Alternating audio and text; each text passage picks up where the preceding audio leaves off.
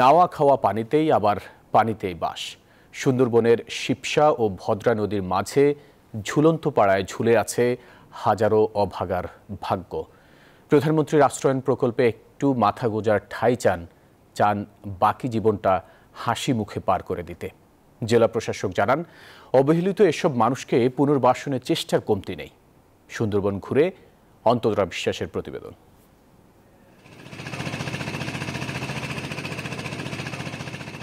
জলে কুমির, ডাঙায় বাঘ। সুন্দরবনের সৌন্দর্যের মাঝে বাস করা কিছু মানুষের জীবনের সাথে পুরোপুরি মিলে যায় এই প্রবাদ বাক্যটি।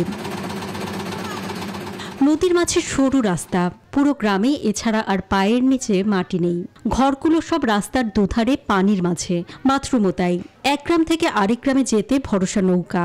সুন্দরবনের গহীনে সুতারখালী ইউনিয়নের কালাবুগির পাশে শিবসা ও ভদ্রা নদীর মাঝে অন্ধকারে থাকা নিভৃত এই পল্লীর নাম ঝুলন্তপাড়া। নেই খাওয়ার বিশুদ্ধ পানি।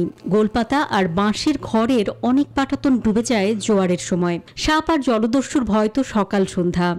গত বছর হলো রমজানের সময়, 27 রমজানের দিন কেউ নামাজ কালাম পড়তে পারেনি, ইফতারও করতে পারেনি, কোনো সুযোগ ছিল না। ঝড় আর ঝড় বৃষ্টি, ওই সোয়ারে ছিল সব।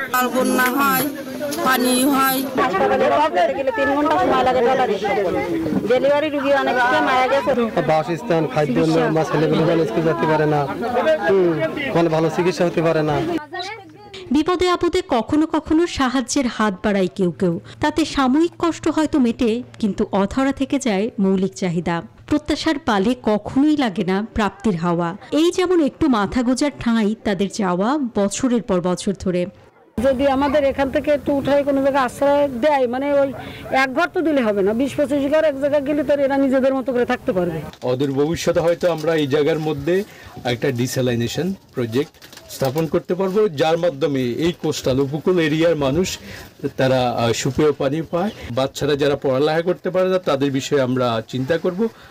যদিও জেলা প্রশাসকের দাবি, সমস্যার চার দেয়ালে বন্দী অসহায় এসব মানুষের পুনর্বাসনে তাদের আন্তরিকতার ঘাটতি নেই।